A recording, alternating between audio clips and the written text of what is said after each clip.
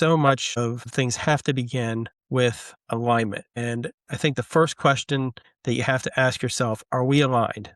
Do we have the same beliefs? Do we have the same values? Do we have the same non-negotiables? Can we define all those things? And if you can't put that on one piece of paper, well, you're doing everybody sort of a failure.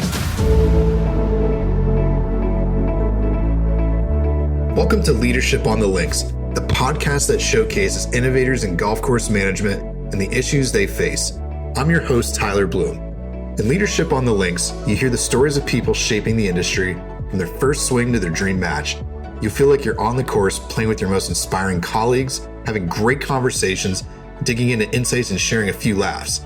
Our industry is changing. As a leader, you need to keep up on everything from trends to technology to best practices. Together, we'll continue to build world-class clubs and teams. Let's get to it. Enjoy.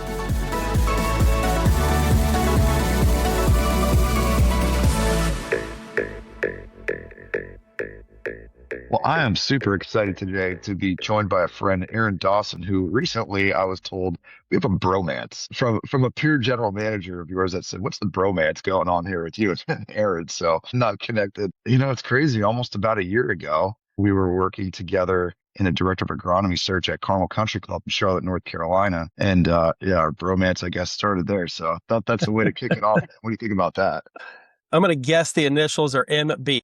Yes, 100%. Yeah. That makes sense. Thank you, Mr. Beto, for the bromance. Sounds perfectly apropos. So, Tyler, I'm glad that we connected when I needed a director of agronomy. I reached out to a couple colleagues, one of which I think was on a podcast with you a couple weeks ago, Bill Langley, and recommended you, and certainly been grateful for the relationship that we've had both personally and professionally. And it's been fun and looking forward to seeing where it heads too. Yes. The other interesting thought is that we both have different viewpoints, no pun intended, but you're a subscriber to Birkman assessments, and it's more than just personality assessments and things of that. And I was a certified partner in predictive index. So we've had some really interesting dialogue around personality assessments, how to use them, what's the value of them.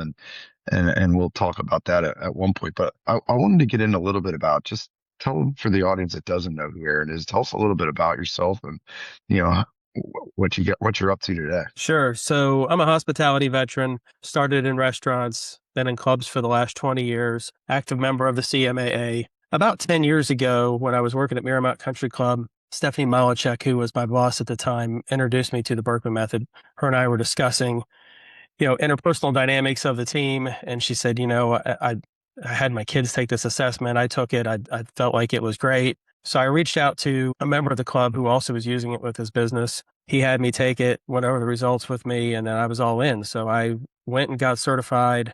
And, as you've gotten to know me, I don't do too much that I don't just dive both feet in all at once. So in the last 10 years, I've used the assessment, 600 or 700 times. I've gotten multiple certifications in it. I've spoke at Birkman Conference a couple of times, write about it. And so when I left Carmel, I decided I would go ahead and start Viewpoint EQ, which is my consulting company. And I use that to work with clients and help them see the best versions of themselves. Oftentimes what I found, and I'll tell you just kind of through my personal journey, is we get stuck in this sort of lane sometimes where we think who we are is the only version of ourselves. And a lot of times we don't realize how our well-intended behaviors can land maybe in a way that doesn't land with the other person that you wanted to. And I see you smiling because I know and so this helped me tremendously. And I'll tell you the big epiphany that I had. So I had a director of agronomy named John Snyder, and I think we got started off on the wrong foot. So previous to me getting there, he had put all this work into putting together a 10-year capital plan, and he was ready to go. And one of the first assignments that I had was, hey,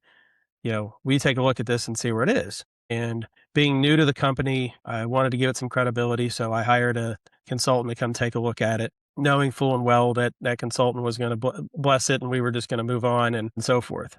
Well, to say that didn't land well with John would be an understatement of a year. Even though we're great friends now, he still gives me crap about it. And so we take the Birkman assessment. We realize how different we are, how we see the world differently. So fast forward, and I'm walking through our men's grill one day, and we had this live tree in the corner, and the tree was, kind of dying. And the tree probably shouldn't have been there in the first place because it had no light. So my normal Aaron would have just been to take a photo of it, send it to John, and be like, hey, we replace this. And I subconsciously realized at that moment, Tyler, that if I'd had done that, that would have hit him like a ton of bricks. And so I took a picture and I said, John, I realize this plant wasn't your choice to be there. I realize that it doesn't have any light, et cetera. And I realize it's not an area that you go in that much. So just whenever you get an opportunity where you or one of the guys come by and take a look. And I changed my language. I changed how I did things. And all of a sudden we started seeing the differences in each other and how powerful they were. And that really was probably the first kickoff to really learning about how self-awareness is so powerful and can help you be a better version of yourself and work better with your team. Yeah. So there was an epiphany there of like self-awareness that I find in many of my journeys now, internally and externally, that is a trait that most leaders sometimes struggle with, and how to adopt that. So like, what were some of those other sticking points for you that made you say, I got to change here? Like, and how did you see that and incorporate that into your day to day as a general manager at multiple clubs? It's been interesting. The way I like to look at kind of the self-awareness journey, if you will, and that's what I call it. It's a journey because you're never there, and you're always a work in progress. And your wife, like my wife, probably has one of those mirrors that zooms into like 10x in the bathroom, right? And it's good to look at those things every once in a while, but if you're like me and I'm not the best looking guy in the world, I don't want to look at that thing all the time.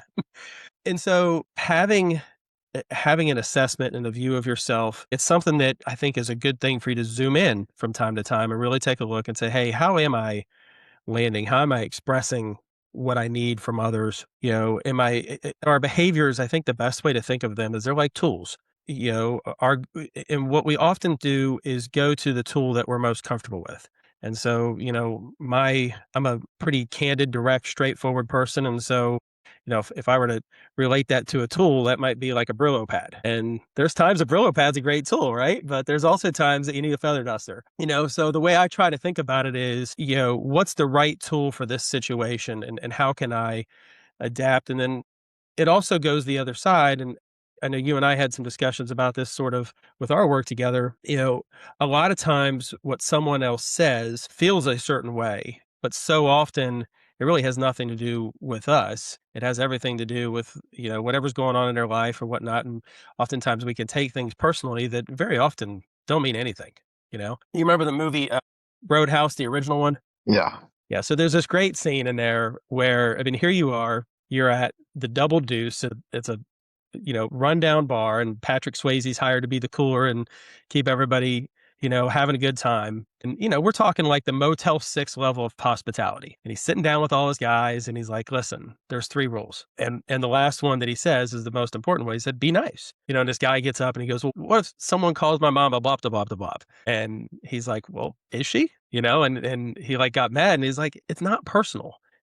People are just here to drink and have a good time. And our job is to provide an environment where that can happen. And certainly if there's a time where they have to do what they have to do, they certainly did that. But that really landed big with me, in that, so much of things is how are you going to land and when are you going to land? And here you are at the Motel 6 of hospitality, and the rule is be nice. I think that's a lesson that we can all probably remember and use. Yeah.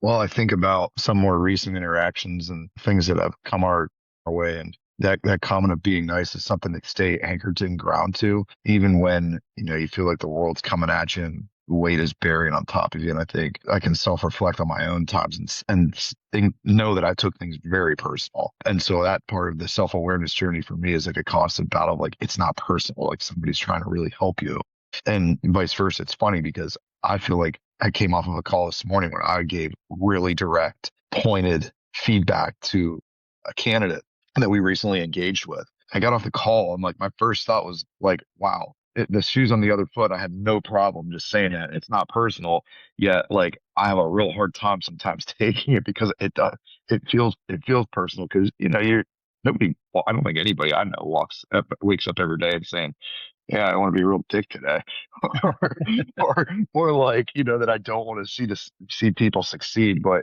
that self-awareness, I think, is something that I've always been interested in. I mean, when we started working with predictive index, I'd already gone through some things like DISC and things of that nature, but I did it because I felt like I was struggling from a managerial standpoint as a superintendent. And a lot of times what came from it was like, it's actually more me and how I need to adapt how I need to communicate better. The comment you made was like you need periodically to like self-assess yourself. All right, here's a question. How often should you be doing that? Because I feel like for me, it probably needs to happen at least like every day to get me out of the funk that I'm in at times. Well, yeah, that's a great question. And I think, it's situational and it depends on you as an individual. People always ask me, they're like, so when you meet someone, are you just like trying to figure out what their personality is like? And I'm like, no, it's the complete opposite. I'm trying to figure out how I can be the appropriate version of myself to land where they want to, where what's going to work best for that situation. Yeah, I wrote about this in one of my viewpoints about the fallacy of the golden rule. And so all of us, I think, at some point in time had someone tell us, treat others the way you want to be treated. Well, statistically, 70% of the time, that doesn't work. So, and the hard part is that, and you run into this all the time. You ask someone, well, how do you want feedback? And we're programmed to tell people what they think they want to hear versus what's truly ourself. And Mm. one of the things that made me fall in love with the particular assessment that I use is it's the only one that I've used and aware of that helps us get at what our underlying needs are. And the way I like to say this is kind of the, what would your coffee mug say? Right. So, you go to Target and they have all these coffee mugs and they got these cute sayings on them and people love them and they buy them. And the reason they do is because they're saying what they want to say in a way that is fun, but maybe they can't say it themselves. Right. And so it's an interesting exercise that I like to do with clients because a lot of times we say what we think the other person wants to hear versus what we really need from them. And being vulnerable is not an easy thing to be. Dude, I mean, you saw it not too long ago about vulnerability from my perspective, and people on this call are listening to this and say, "What the heck's going on here, Tyler?"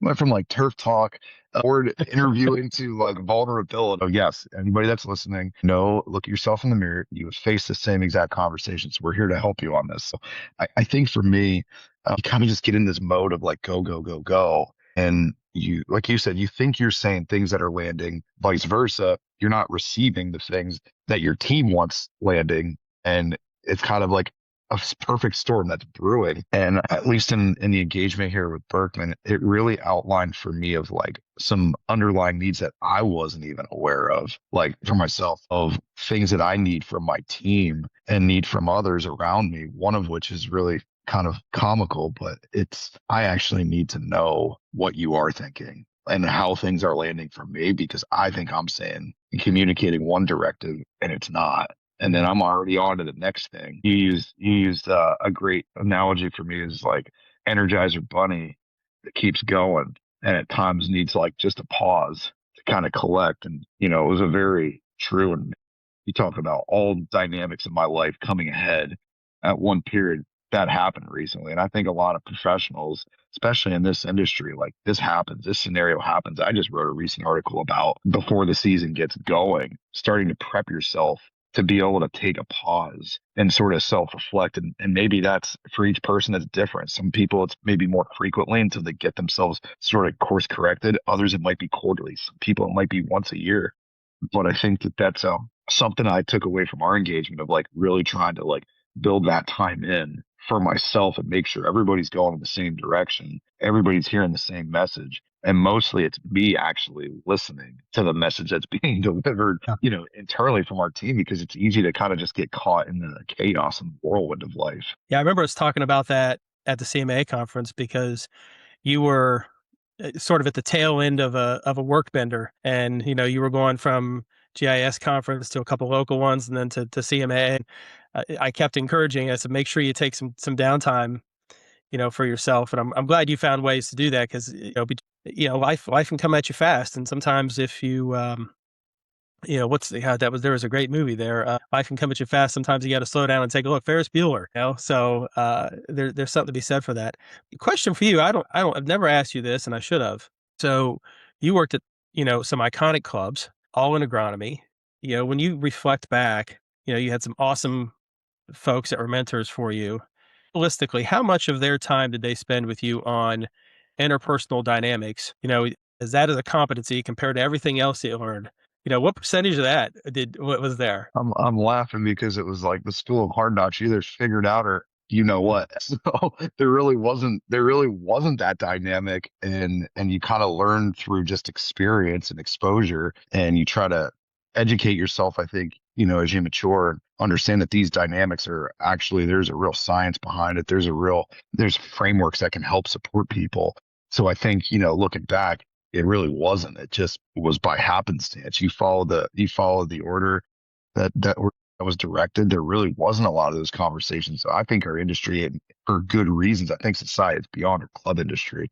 And I think the world we live in now is more educated on these kind of things. Whether and I've seen this scale of this go from mindfulness to leadership coaching, mental health, things of that nature. That conversation is way more adopted and accepted and more educated on today than it certainly was coming up through the ranks. So very minimal. Yeah, and that's not uncommon. And I mean, I think, and when you think about it, you know, the most expensive piece of the agronomy budget is people. And this is true in so many businesses, and it's certainly true in a club business as a whole. I mean, 60% of expenses in a private club are labor, and I don't even like to call it labor. I mean, really, that's your team members. And if you want to have a great member experience, you can't have that without having a great team member experience. Well, part of that is adapting to where they are, what they want. And so one of the things that I was really proud of that we were able to do at Carmel is we got to a point where we were able to offer this assessment to everyone. And certainly not everybody takes you up on it because it's intimidating. And some people look at it and it's like, oh, this is a psycho test and they just want to manipulate me. And it's so opposite of that. There was a gentleman I worked with also at Miramont. His name is Robbie, one of the best directors of golf I've ever worked with, and he had this great way of looking back at it and said, what Birkman is, and really any sort of self-assessment or coaching opportunity that you have, it's a gift. And I mean, it's been the greatest gift of my life. The last 10 years, the things I've learned about myself, the way I've been able to adapt, the way I got through COVID, the way I've gone through this transition with leaving Carmel. I wouldn't have been able to do it without this self-awareness journey. And I can't really say enough of how powerful it is. What do you think in your work? What do you see that your folks that are interviewing for jobs, that are thinking about their career, what do you see that you think they could benefit the most from this sort of work with? It's probably multi-pronged. So like I think at the superintendent level, I think being able to understand what makes you tick, what fires you up, things of that nature, so you know how to respond and self-regulate yourself when you're dealing with member conflict, GM conflict, director of golf, right? As well as how to communicate down to your staff. And I think so it's kind of both ways. But I think more so having that level of self-awareness for me would have definitely kept me really focused on how I regulate myself around different people, and maybe again take a pause and have some sort of a tool to go back to and reference, especially as you get into the heat of the summer, 90 degrees, 100 degrees, 90 days of hell, and every little thing seems like DEFCON 5.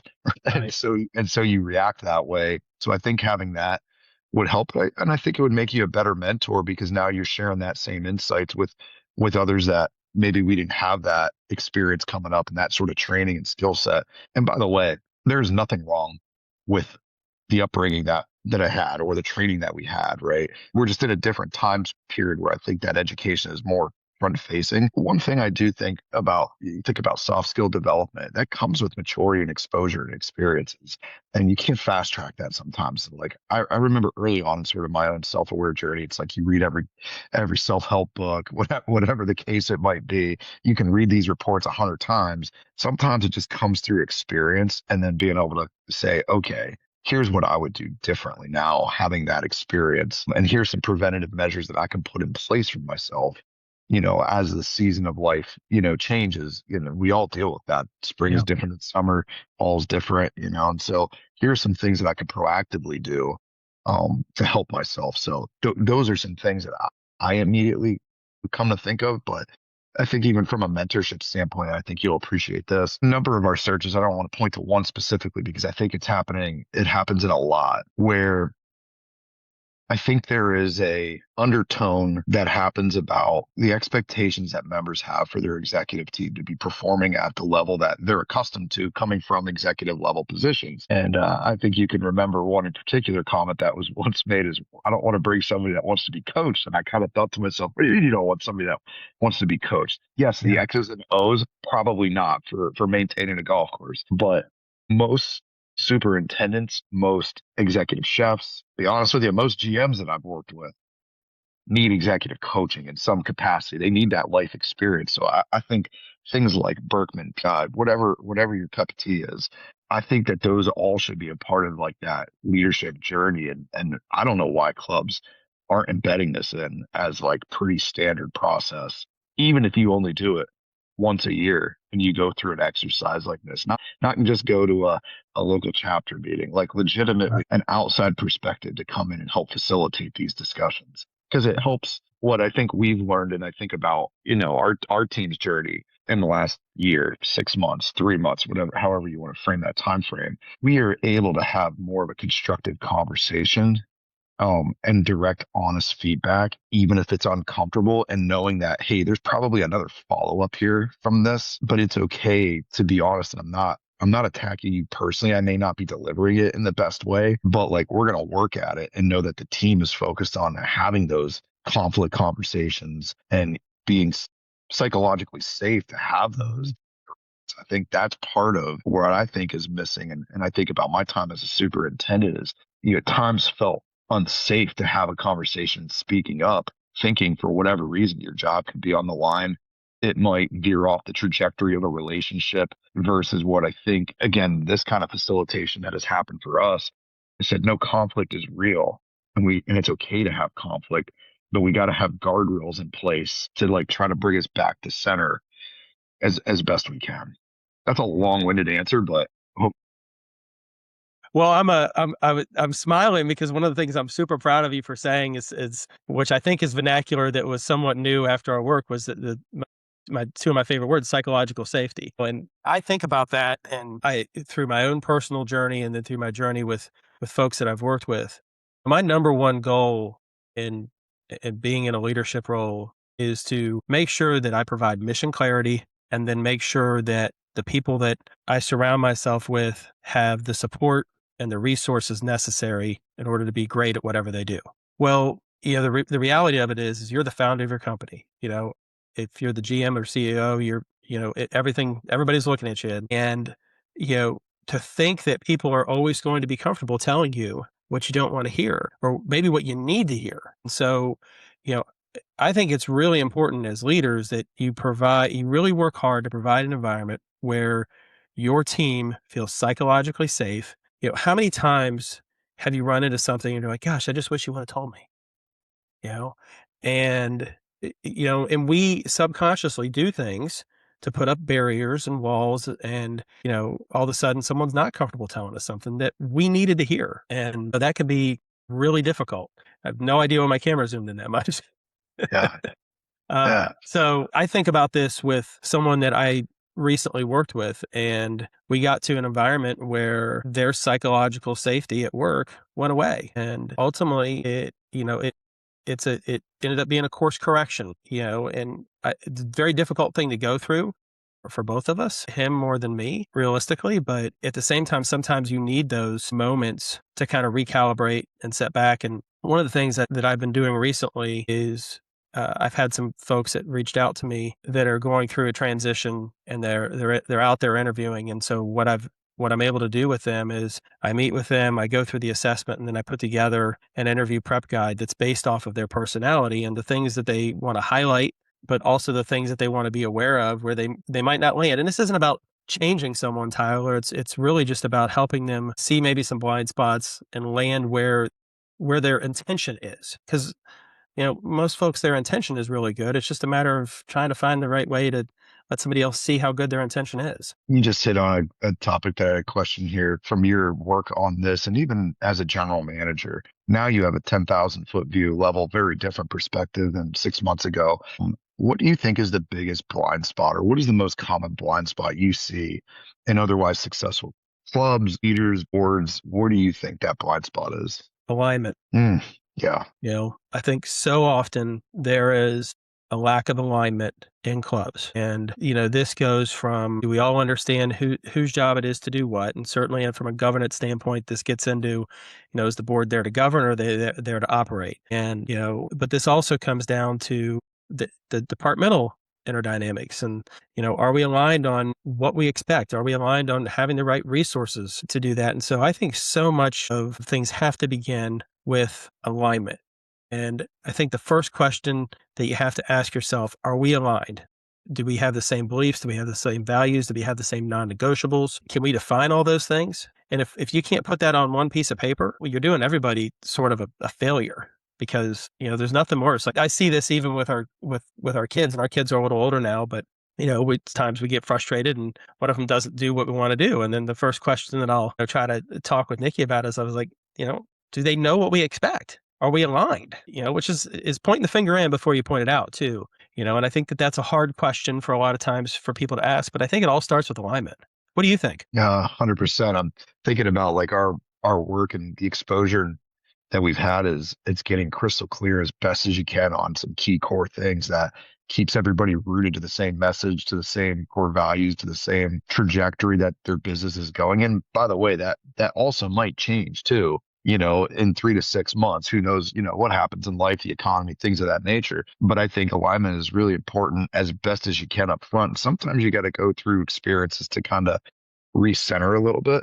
And there's nothing wrong with that. And I think back to my time as a superintendent where you're being given directives from maybe a GM, varying degrees of that from a board, and then a varying degree of that from a committee who has interest on whether it's food and beverage, whether it's green committee, right? So you've got that. And I think sort of that executive session or organizational planning, like this needs to be a part of that. And one thing that I try to encourage more and more clubs, and just went through this exercise with a recent client, is around, they just made a director of agronomy hire. They learned all these things about their facility, and they're already back to doing the things that got them into the position they're in. And it's like, hey, why did we go through this whole exercise? And you paid all this money to be back doing the same thing that got you in the situation you're in. Yeah. And if you really want to fix this, here's 3 to 5 key things. And I think you need to hear your stakeholders, like the hired help, your general manager, and you need to come together. So I think that it's that in of itself is a constant journey. Yeah. You made me think of, so there's this great quote from Steve Jobs when he was heading Apple, and he said, we don't hire people so we can tell them what to do. We hire great people so they can tell us what to do. And, I see this happen so often, particularly in clubs, and I get it. It's hard. You have board members that are members of the club, an unenviable position because you're making decisions that are in the best interest of a club as a whole. And sometimes those don't land with your friends. And that's a very difficult position to be in. And I have great empathy for the role that our board members and committee members step into. I was at a symposium last fall, and it was on governance, and it was 3 high-performing GMs and 3 high-performing club presidents, all at high-performing clubs with long tenure, and they were talking about best practices in governance. And one of the comments that was made at one of these clubs, and I don't mind saying who it was the Philadelphia Union Club with Jack McFadden, and he talked about in their committee structure, they have paid professionals from the team on every committee, and they keep their committee small, and the paid professionals are who are in charge of the committee. And there was a gentleman sitting next to me that was a board member at a club in Fort Lauderdale. And when it came up to Q&A time, I think he missed Jeff's point a little bit, or maybe just didn't hear it. And he said, so when you say paid professionals, we need to go find people on the board or in the club that have expertise in that area and put them on the committees. Jeff's like, no, you have paid professionals. I remember I was at a club, and we were struggling with F&B, and I just hired a new chef that was awesome and a new director of food and beverage that was awesome. But the club, rightfully, it was in a huge inflection point. The F&B operation was on life support at best. We had a couple members of the club that owned some great restaurants, and the conversation was, well, let's get them on the board. And I said, well, I think it's nice that we have that expertise, but what message does that send to the people that we've just hired and the confidence that we have in them to do their job? And I think, sometimes those things get lost. And this is where I think going back to this alignment piece, right? I think great clubs have a roles and responsibilities chart, and they stick to them. Go hire great operators, let them operate. You're a huge Penn State fan. I'm a huge Ohio State fan. Neither one of us should be calling plays. I don't know, man. At Beaver Stadium, when it's 4th and 6, you don't run it down the middle against Ohio State. I mean, anybody with a brain. I'm kidding. Totally kidding. Totally. You know what I'm saying, though? Like you have to hire people, and you have to let them be who they are. and set them up for success and then get out of their way. I'm not saying don't hold them accountable, quite the opposite, but give them the skill, give them the resources that they need to be successful. And I think this this coaching dynamic is part of that. I don't know any great leader founder that doesn't have a coach. Coaches have coaches, and I was talking to my personal trainer about this, who just got promoted at the gym where we go. And I said, "What do you want to do?" He goes, "I want to run a club one day." I said, "Great." And I said, "Who's your coach?" And he goes, "I'm glad you asked me, because I've got someone that I'm working with." And I said, "That's the first right move, Joe. Is all great coaches have to have a coach. We don't know it all. We never will." It's funny. I think about people that move into executive level leadership roles for the first time. And while they were probably great operators, is a lot different from being an operator than being like the COO of your department, right? And self-reflectively looking even at myself, like, dude, we're still figuring it out. It's not like I was born into knowing how to run a large national scale recruiting firm. It just somewhat kind of happened. Not to say that there wasn't good intention, there wasn't good thought process and vision behind that, but the operating aspect of it, for really the first year, 2 years, was largely run by Tyler Bloom. Now, what we have uncovered here over the last, let's call it 6 to 8 months, is that we need to get Tyler out of being the operator and let the team, who has tremendous skill sets, knowledge, thoughtfulness, care, passion, pride, that wants to do it. We just need to get me out of being, that person. And part of my communication internally has been, it's okay. Like, the team is there to help support. They've got better ideas, and you've been running kind of wild for, 5, 6 years. Like, it's time, if we're going to really continue to grow this business and serve in the capacity that we've had and continue to grow, which, fortunately has been pretty organic, we're going to have better systems, better accountability. And part of getting to that point was going through exercises like this. And I have a couple different sort of, I don't know if you call it business coaches or consultants, but I've had specialists in these areas to help me, because I didn't know what it was like running and building a business. I mean, I came into a situation that was an institution with governance, with policies, with budgets. We're building a budget, and it's changing. It's changing quarterly, annually, and there's different pieces to it. So it's funny to hear that, and self-reflectively thinking about most, I think, executive leaders, it's not a sign of weakness. You kind of just don't know what you don't know. Yeah. No, I couldn't agree with you more. I used to do this a little drill when someone would come to the club, or especially like with our interns, but it would also roll into our department heads and just say, finish a sentence. Asking for help is a sign of, and you know what answer you normally get, right? Yeah. Weakness. And it's so the opposite. It is so the opposite. And it actually builds credibility, in that I can't tell you how many times I was dealing with something difficult and I wasn't really sure what the answer was. And so I'd reach out to a coach, I'd reach out to colleagues, and I'd run it through. And then when I came up with the solution, I would share. I said, I'll be honest, I hadn't really dealt with this. And so this is what I did. I reached out to these individuals. This is why. And this is what my recommendation is. And, what I often got was, wow, Aaron, that's really great that you took the time and effort to do that. And I tell you, I got praised for it more than I really never got ridiculed for it. It was, I'm a big movie buff, and so I love all these sort of things. So one of my favorite things about the movie We Are Marshall is the coach who has the gumption to go to Bobby Bowden's office when he's in West Virginia, and these are rivals. This is Marshall University in West Virginia, and he goes and asks him for, how do you run the Veer offense? And he goes, are you kidding me? And then he literally says, here you go, man, and gives him all the film. And I get chills just thinking about that.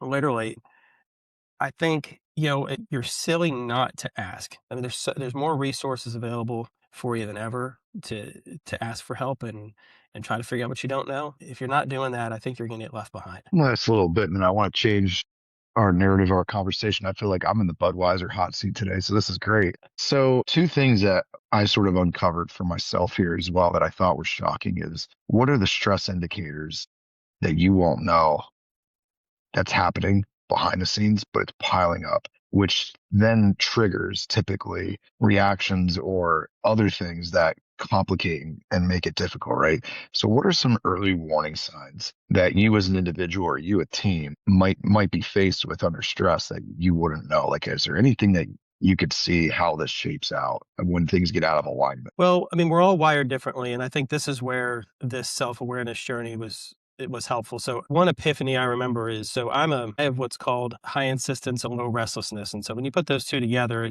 I'm someone that, I like to see what's coming in front of me. And anybody that's worked with me would tell you that I absolutely hate surprises, hate them, hate them, hate them.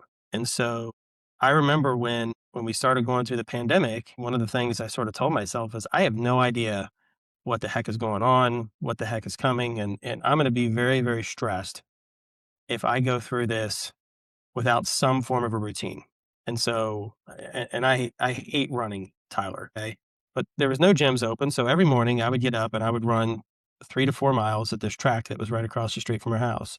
And I did it religiously to the point where I did it for 100 days in a row. And it helped me get through the pandemic because I didn't know, I knew I was going to be surprised, but I needed something in my life that wasn't going to be a surprise, even though I hated it. And so I think, you have to sort of prep yourself for those things. And so, like, I hope you don't mind me sharing, but like in our work with each other, sort of some of my guidance to you was make sure you take time to pause because you are a driver, but you do need to put yourself on the, back on the battery charger. And I'm glad that you remember the Energizer Bunny thing that we went through. And I think you have to, my guess is when you get into January, February of next year, you're going to be very intentional about making sure that you have downtime in through sort of the conference season. And I think you'll probably even do it subconsciously.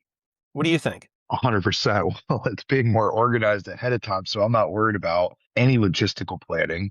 I'm not worried about both at the trade show or behind the scenes, not just with work either, also personally. Right. So I think I think it just naturally happens. And, we went through a really fun exercise recently of like basically mapping out what's a day or week in the life of Tyler. What things do I hate? What things get dropped? What ball drops? And what does this look like to like kind of like really delegate that out, and so I'm not compartmentalizing all the stress on myself, right, and trying to shift a little bit of how we work. So 100%, yeah. I think as well, really it's an evolution of, and I think anybody that's, whether you're superintendent, GM, your roles evolve. So the things that got you to where you're at and that you were really good at, might not be a priority anymore. And you got to shift and you got to be comfortable letting go of that sort of identity that, got you to where you're at a little bit, and share some of that and be proud of that. I mean, that's probably, let's call it, an outcome of this exercise, is being proud. I had a comment. I was in Chicago recently, and I was out to dinner with a really, really close friend. We were out for some Chicago style pizza, and he shared a comment with me about, he was at the trade show floor at the GCSA on Thursday. I wasn't there. I was actually en route to a search process, and he said the amount of pride your team has is something that really stood out to me. And he said, I wanted to share that with you because I go from booth to booth, and you could see people who just are kind of there, but they're not there.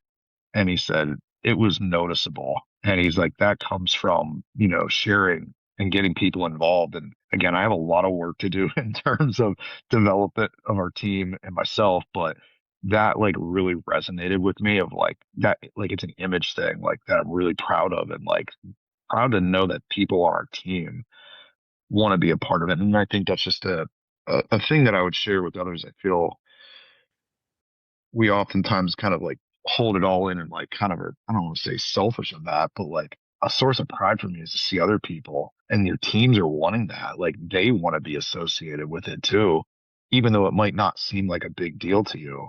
To them, it might mean the world, right? So No, I saw that with your team too, and I would say the exact same thing. And I can see, and I know you've done a lot of work to help them, getting even in a stronger position with that. I remember one of the things you and I discussed, and something that I thought about when I read it the first time. One of the feeds I use is Inc. magazine, INC, and they from time to time have these really cool articles, and they make me think. And one of them that caught my eye was, how do people like Jeff Bezos and Elon Musk get so much stuff done? How are they so efficient? And when you scroll down and you read the entire thing, there was one little piece that stuck with me, which was, they do what only they can do. And you touched on this. So often we get to the next position and we go back to the same toolbox and we do what got us there. And realistically, what got us there isn't what's going to keep you there. So you've got to constantly adapt. And in our environment right now with AI and the war and I don't want to get in all the different things that are out there, but I mean, there's more things coming at us than ever. And so going back to that alignment piece, if you're aligned, you've got good values, you've got good non-negotiables, it can keep you focused. Because sometimes you have to put the blinders on in order to win the race. And it can be very easy to get swayed if you're not careful with things. And so I think the work you've done has been really exceptional. And I know the team's going to respond really well to it. I know they already have too. Well, and I want to give a real shout out to Mary on our team, because Mary and I, we've been fortunate to develop a good working relationship, and we've learned how to disagree with each other in a respectful way.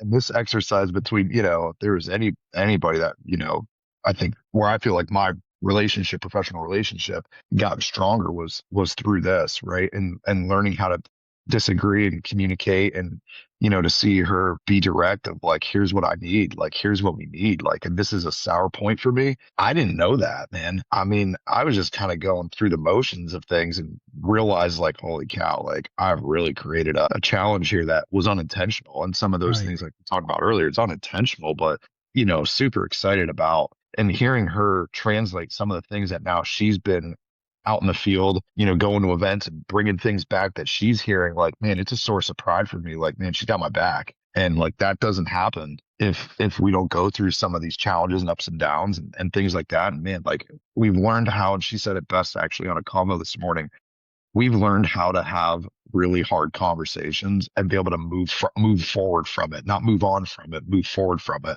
in a respectful way. And I think that just takes exposure and takes experience, and we needed that facilitation. So I want to change subjects. I got to put you back on the hot seat now. All right. You threw me under the bus for about 49 minutes. I throw you under the bus. I'm proud of you, man. Like, and what you've done is incredible. And I watched you have. I mean, I was, as you know, I was present during one of those difficult conversations, and it was emotional. And at the same time, she said all the things that I needed to hear. And yeah, the timing stunk and everything else, but I'm glad she said it. And that takes some serious vulnerability and self-awareness to get there. And I could not be more proud of you, man. There's the bromance. Yeah, there you go. I was just gonna say we're bromancing here, man. You're gonna be getting messages about this on LinkedIn, but separately. All right, let's change course here. Director of agronomy. So obviously, what we're seeing in the search world, it's rapidly evolving with member expectations, and I think you had a real front row seat of seeing that in not just Carmel, but your other positions that you've been in. That role has changed.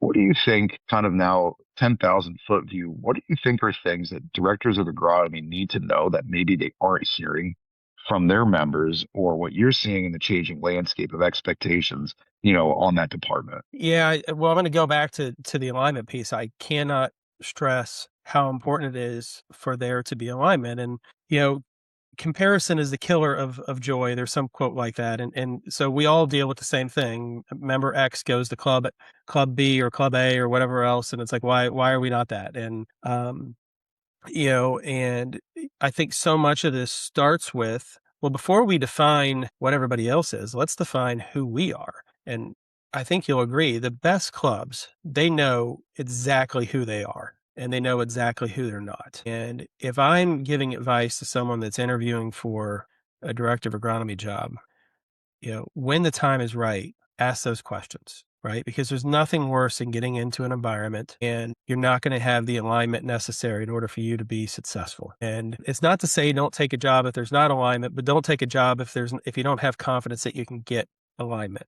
Cannot stress that enough, and at the same time, be the expert in the room. You have more experience than anybody. And so another piece of advice that I'll say, and I might be talking out of both sides of my mouth here with the comparison pieces, shared experiences are a great way to develop your culture. And so, if with your team, if they don't know what you expect, then take them to the places that do what you expect so they can see it. If you think you can elevate the club to a different level, then take your committee members to another club and say, hey, this is what I think we can be, and this is how they get there. And this is what I would need in order for us to get there. And all of a sudden you'll have folks advocating for you and said, oh, this is why they need another mechanic. This is why they need extra greens mowers or whatever the case might be. That's where I've found the most success. And that's the advice I would give someone. What do you think? And 100%. I think you got to get them into your territory. You got to bring them down to the maintenance facility. Let's start with that. I mean, oftentimes that's where the problem is. You don't have a safe work environment. It's uncomfortable, not enough space. You know that one, not enough space, for increased maintenance, increased equipment, increased people, right? So I think that it's really important to have like a self-evaluation of like your current assets, doing course tours. I'm writing a piece right now for onboarding for a new director and for the GM to like make sure that that person's supported when they get off. And part of it's setting up like course tours, with assistants, with the general manager, with the green share, with the director of golf, right? So you can get a better understanding of their viewpoints as well as sharing your viewpoints and what you see. I think another thing too is you have to be open to constructive feedback. And again, that's where sometimes it feels personal, especially for a director of agronomy, probably no different than an executive chef. Man, like you're putting the ingredients together every day and you're seeing the labor of your work. And then for somebody to kind of come in and shit on it, it feels personal because the amount of time and effort you put into it. But oftentimes that's not really it. So you got to have like the right mental framework to be able to accept that and understand that that's coming from a point of reference that is probably shared not by one person. It's probably shared by a percentage of other members. And I think, a follow up to that is like, it is actually trying to go to the environments that they're seeing. And whether that's offsite, whether that's on site, just so you can get that perspective to just listen, and not come from a defensive position, but more so to just understand their position on it. Yeah, you made me think of an exercise I did once that really made me think about how to listen and how to hear what someone's truly asking. I was at this presentation that a guy did that worked at Disney, and he said one of the most popular questions that their team gets asked is, what time is the 3:00 parade? Which you can look at and say, gosh, it's humorous, but really what they're asking is, where's the best place to go watch the parade? What time should I get there? How am I going to see Mickey or whatever the thing is, right? And so oftentimes you hear this question or comment or feedback, and instead of taking a moment to process it and really think about where is this truly coming from and what's driving it, very often is very infrequently is a reflection of you as an individual, right? I mean, how many times have the greens been bad and someone double bogeyed the last hole, right? I mean, take things with context and, take a breath, pause before you react to it. Easier said than done, right? I mean, and we've all been driving and someone cut us off and we gave them the one finger salute and right. So easier said than done, but reality of it is you just got to take a pause and be like, hey man, this probably isn't about me. Yeah. The other thing that I'm seeing more and more of, one thing that I'm seeing more and more of is that like when things go off rails, right? And it's going to happen. I don't care what position you're in. Things are going to go off rails. And I've tried to identify like, what is that? When does that happen? And then what makes things worse, right? So it's trust. They can't trust that you're even doing the small little details. And it's not the big turf loss. It's nothing like that. It's the small little things until there actually comes that big thing. And it's like, we really can't move forward because we can't trust that this is going to get course corrected, so, and that's something that we've seen in so many different areas. And I think back to myself as a superintendent of how I let at times some of the lowest hanging fruit. You drive by, sticks, your cups aren't straight, tees are misaligned, mowing lines are crooked, whatever the case may be. And so it's hard sometimes because you're in the thick of it. You feel like you're getting, again, it's like DEFCON 5, especially in the summer season when rounds are up, heat, the stress is on. And then it's typically the low hanging fruit what really, really gets you in trouble. It's hard to kind of course correct. But from your perspective, how can you course correct when things seem like they're at the worst point and, the mountain is piling of little things? I think it's important. One of the sessions I went to at CMA conference this year, Joel Livingood at Interlocking gave this great deal on alignment, culture, and results. And one of the questions that he asked is, what does winning look like? And, if you think about the job of an agronomist, I mean, it's kind of like a gymnast, right? I mean, you're performing an act and you're hoping that the judges like it, right? And, so in order for that if I put myself in an agronomist's shoes, okay, do I understand what winning looks like? And then you can, those course corrections are easy, but you've got to have a good idea of what that W looks like. And you think about a college football team, an NFL team, whatever, even when they win, they watch game film, right? Because, and I think part of that is sharing as well. And so, yeah, you know what? There's all these variables that you don't have control over. And you can focus on all those, or you can focus on the variables that you do have control over and be proactive. I think that the biggest thing that I see folks get into is they're reacting instead of being proactive. I think instead of waiting for the problem to happen, get in front of it. Define what winning looks like. And if you're not going to win, then be prepared to say, hey, you know what? I don't think we're going to get a W on the board this week. And here's why. But do it in advance. Don't do it. Don't. I always like to ask this now that you had a front seat to seeing different profiles and interviewed a number of candidates for a director of agronomy job. What things stick out, or what things stood out to you as, man, this is really what made somebody exceptional, and what were some of the things that were red flags or cautions to say, can't move forward with this person? I think it's important that you do your homework. Don't go into a club and not know their mission statement. I mean, there's so much information at your hands to go and look. And one of the things that I love that we did with our search is we gave everybody the opportunity to come to the club and have what I call kind of a practice round. They could go see the entire club and take time to do it. And I think that, that's important. And, when you're doing that, that's your opportunity to show. Generally speaking, at a director of agronomy level, we're not looking for whether or not someone can do the technical things. We're looking for, can they fit into the culture of the club? Can we work well together? Can I see myself wanting to spend time with this person? Can I see this person representing the club well in front of our committee, in front of our board? Can they build a great team? Those are the things we're looking at more than the technical skills. Because if you got to the level of director of agronomy and you can't grow grass, I mean, it's probably an issue, right? And so I think it's those soft skills that are what's most important. Yeah, and that's that circles back to what we were kind of talking about here earlier. So full circle on this conversation.